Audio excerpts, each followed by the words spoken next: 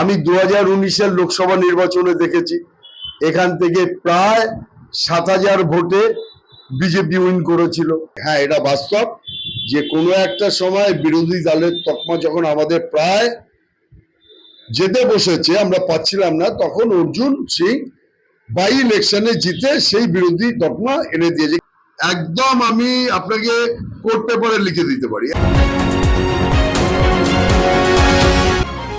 আপনারা দেখছেন এইকাল.in, সঙ্গে থাকুন, ভরসা রাখুন। হাই ভোল্টেজ ভোট মিটতেই জয়ের ব্যবধান নিয়ে অঙ্ক কষতে শুরু করেছেন ব্যারাকপুর তৃণমূল নেতৃত্ব।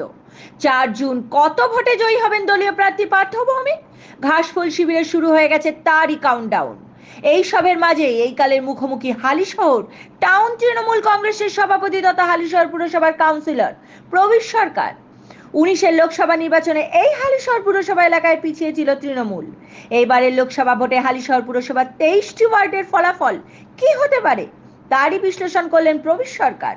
দেখে নেব এই কালের সেই বিশেষ প্রতিবেদন। আসন্ন এই যে ফলাফল প্রকাশিত হবে লোকসভায় হালিশহরের দায়িত্বে আপনি কিরকম রেজাল্ট আশা করছেন এবার লোকসভায়? আমি হালিশহর টাউন তৃণমূল কংগ্রেসের সভাপতি হিসেবে আমি আপনাদেরকে বলছি, আপনারা আমার কথাটা মিলিয়ে নেবেন 4 তারিখে রেজাল্ট আউট হওয়ার পরে। এবার পার্থদাকে আমরা হালিশহর পৌর অঞ্চল থেকে অন্তত 10,000 ভোটে লিড করাবো এবং মানুষের স্বতঃস্ফূর্ততাকে সঙ্গী করে। যেদিন পার্থদার নামটা ঘোষণা হলো, মানে 10ই মার্চ, মানে সেদিন আমরা ওই জনগর্জন সভা থেকে পার্থদার নামটা আমরা শুনলাম। স্বাভাবিকভাবেই সমস্ত কর্মীদের মনে একটা উচ্ছ্বাস দেখা দিল এবং আমরা সেদিনই শপথ নিয়েছিলাম, যারা কাউন্সিলররা ছিলাম এবং যারা নেতৃত্বরা ছিলাম, যে সমস্ত রেকর্ড ভেঙে আমরা পার্থদাকে আমাদের সর্বশক্তি দিয়ে আমাদের এলাকা থেকে আমরা পার্থদাকে উইন করাবো। আমি 2019-এর লোকসভা নির্বাচনে দেখেছি এখান থেকে প্রায় 7,000 ভোটে বিজেপি উইন করেছিল, আমরা হেরেছিলাম। 2021-এর নির্বাচনে আমরা উইন করেছিলাম মাত্র 5,000 ভোটে। আর এবার একদম দায়িত্ব নিয়ে বলছি, আপনারা লিখে নেবেন, 10,000 ভোটে উইন করবে ক্যান্ডিডেট পার্থ ভৌমিক। হাজিনগরে লোকসভার রেজাল্ট খারাপ ছিল, বিধানসভাতেও খুব ভালো রেজাল্ট হয়নি। এবার হাজিনগর অধ্যুষিত ওয়ার্ডগুলো নিয়ে যদি একটু ডিটেলস বলেন কি হতে পারে। দেখুন, 2019-এ হাজিনগর অধ্যুষিত আমরা 16-তে হেরেছি, 17-তে হেরেছি, 18-তে হেরেছি, 19-এ হেরেছি, 20-তে হেরেছি। একমাত্র 21 নম্বর ওয়ার্ডে গিয়ে আমরা সামথিং একদম মিনিমাম ভোটে লিড পেয়েছিলাম। তারপরে 22-এ হেরেছি, 23-এ হেরেছি। এবার আপনি নিশ্চিন্তে থাকুন যে একটা ওয়ার্ডে আমরা হয়তো একটা বা দুটো ওয়ার্ডে তাও হারবো না, তাই হবে। সেক্ষেত্রে হাজিনগরের ফল আমাদের খুব অত্যন্ত ভালো হবে। আচ্ছা, আপনার এই দিকটা মানে 1 নম্বর থেকে যদি শুরু করেন, 1 থেকে 10 কি হবে? না, এতে 1 থেকে 10 একটাও বিজেপি পাবে না। একদম আমি আপনাকে কোর্ট পেপারে লিখে দিতে পারি, একটাও বিজেপি পাবে না। কারণ বিজেপির এখানে কোনো সংগঠনই নেই। কত পার্সেন্ট ভোট পড়লো এবার হালিশহরে? টোটাল হালিশহরে প্রায় 67%, 79%, 78% ভোট পোল হয়েছে হালিশহরে 78, 79। আর ভোটে কি দেখলেন মানুষের স্বতঃস্ফূর্ততা?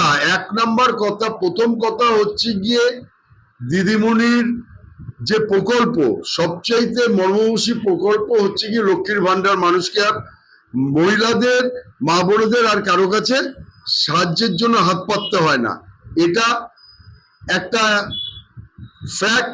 সেকেন্ড থিং হচ্ছে গিয়ে দিদিমণির এই যে প্রকল্প, প্রায় 70টার উপরে প্রকল্প, এই প্রকল্প আর আরো একটা ফ্যাক্ট কাজ করেছে মানে আমাদের এলাকায়, সেটা হচ্ছে কি আমার বিধায়ক সুবোধ অধিকারীর নেতৃত্বে 2021-এর পর থেকে 2022-এ আমরা কাউন্সিলরও হয়েছি এবং শোনাই শুভঙ্কর ঘোষ অত্যন্ত জুনিয়র ছেলে হলেও, বয়স কম হলেও, ওর নেতৃত্বে হালিশহর পৌরসভা এত ভালো মানে সার্ভিস দিয়েছে মানুষকে, মাথার উপরে গার্জিয়ান আছে সুবোধ অধিকারী। আমরা এই সুফলটাও আমরা এবারের ভোটে, এবারের নির্বাচনে আমরা পাবো। ভোটের দিন বিজেপি প্রার্থী বিদায়ী সাংসদ অর্জুন সিংকে আপনার হালিশহর এলাকায় দেখেছেন? না না, তাকে তো দেখাই পাওয়া গেল না। আমার সংসদীয় ক্ষেত্রে মানে হালিশহর টাউনের ক্ষেত্রে 23টা ওয়ার্ডের কোথাও তাকে দেখা যায়নি।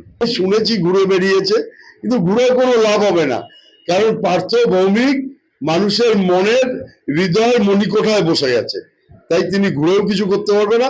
আর পার্থদা, সব ভোট পার্থদা।